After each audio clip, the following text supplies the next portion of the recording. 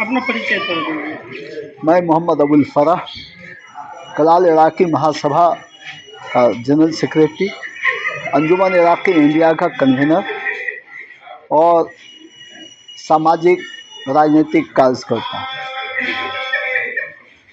जो गिनती कलाल इराकी बिरादरी की नहीं हुई जाति गणना में, तो इससे क्या क्या दिक्कतें अब सामने आपको लग रहा है कि तमाम जातियों के आंकड़े पता है कि कितने लोगों के पास घर है, कितने ग्रेजुएट है, क्या है, लेकिन कलाल इराकी बिरादरी का नहीं पता, क्योंकि आप इस बिरादरी के बीच काम कर रहे हैं, तो आपको क्या लगता है कि क्या दिक्कतें होंगी? सबसे बड़ा इफेक्ट जो पड़ा है, जो प्रभाव इस बिरादरी पे, वो मनोवैज्ञानिक के तमाम जातियों का जो है सूची प्रकाशन हुआ है।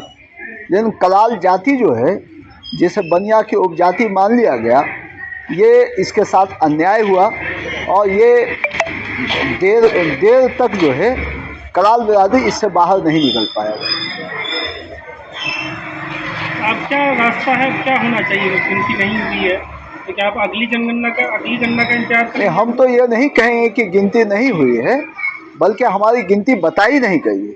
गिनती तो हुई है और इसमें राज्य सरकार को साधुवाद भी देते हैं हम कि उसने कम से कम सभी बिरादरियों की गिनती की है, लेकिन हम उससे अछूते हैं।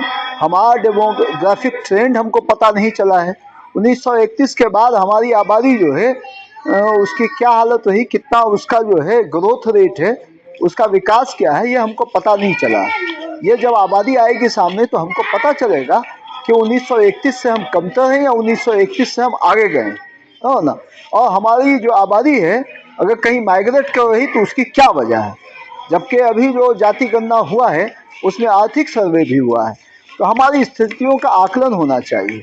और हमारे लोग बहुत ज़्यादा यहाँ से माइग्रेट किए हैं और माइग्रेशन भी जो हुआ है वो रोज़गार के लिए हुआ है। इससे पेशतर भी यही हुआ है कि सरकारें इस बिरादरी के मुखालिफ रहीं और इनके रोज़गार को छीनती रहीं। ये शोषण के शिकार ये बिरादरी हमेशा रहा है। जब भी कोई रोज़गार करता है तो वो इसके रोज़गार को छीन लेती है। इसलिए सरकार से हम ये अपेक्षा करते हैं कि नीतीश कुमार सत्ता में आते ही बोले थे कि हम सुशासन लाएंगे, तो सुशासन में कलाल शामिल अब तक क्यों नहीं हुआ, ये हमें चिंता है। तो पहले जो है ट्रेडिशनली कलाल इराकी बिरादरी का कारोबार क्या रहा? कलाल बिरादरी गांजे का भी, अफीम का भी, शराब का भी, कपड़े का भी, चमड़े का भी, गर्ल्स के जो भी व्यावसायिक गतिविधि थी ये करते थे, है ना। और ये इसकी वजह ये थी कि हुकूमतें इनके मुखालिफ होती थी, तो यही ये कहीं जंगल देहात में छुपा कर जो है अपनी गतिविधि का संचालन करते थे और जो रोजगार का साधन इनको मिलता था वो करते थे। लेकिन इनमें भी वही हुर्रियत है, इनमें भी वही बहादुरीपन है जो दूसरे लोगों में है। इनको भी जब सत्ता के करीब मौका मिलता है तो ये काफ़ी अच्छा परफॉर्मेंस करते हैं। सत्ता के खिलाफ, अगर सत्ता इनके खिलाफ जाती है तो ये अपने रोजगार की तरफ लगते हैं।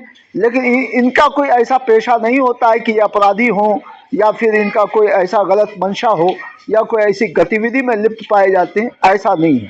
कलाल बिरादरी एक पाकीज़ा बिरादरी है और कबीला बहुत पुराना है। इससे पुराना कबीला हिंदुस्तान में कोई दूसरा है या नहीं, ये सही से नहीं कहा जा सकता। एक अनुमानित आबादी आपको क्या लगता है कि बिहार के अंदर कितनी होगी और पूरे देश के अंदर कितनी होगी? देखिए, अनुमानित आबादी तो यहाँ संयुक्त बिहार में जो है 40 लाख बताया गया अंदाजे से, लेकिन अंदाज़ा कोई हतमी चीज़ नहीं है। अब जो गिनती आई थी वो कम से कम सामने आना चाहिए था और मौका और मसलहत से कौन लोग अपनी बिरादरी किस बुनियाद पे कहाँ शिफ्ट किए या फिर किसने मंशे से गलत गिनती किया, यह सब वो जब सामने आएगा तभी कहा जा सकता है कि इस बिरादरी को कहाँ माइग्रेट किया गया या इसकी कितनी आबादी है। अभी जो बनिया जाति की सब जाति की तरह गिना गया है, तो क्या बनिया जाति से कोई रिलेशन रहा है कलाल इराकी जाति? नहीं, कलाल बनिया तो ऐसे अगर उसको कहेंगे शाब्दिक अर्थ में तो व्यापार करने वाले को कहा गया है, लेकिन कलाल के काम के हिसाब से कुछ पेशे तय किए गए। जैसे कलाल ने अगर बिजनेस किया, व्यापार किया, तो उनको कलवार कहा गया। कलाल ने अगर शराब का कारोबार किया तो उसको कलाली कहा गया। कलाल ने अगर खाना बनाने और खाना खिलाने का काम किया तो उसको कलेवा कहा गया। इसी हिंदुस्तान में ये तमाम चीज़ मिलती है। अब वैसे कलाल के जो माना आते हैं वो नूर का भी आता है, प्रकाश का भी, और ताजवर यानी ताज वाले भी, और दूसरे रूप में अगर देखें तो खुद ये जो है तजारत पेशा ये कहलाए। शुक्रिया, जज़ाकल्लाह। बाकी जानकारी नहीं।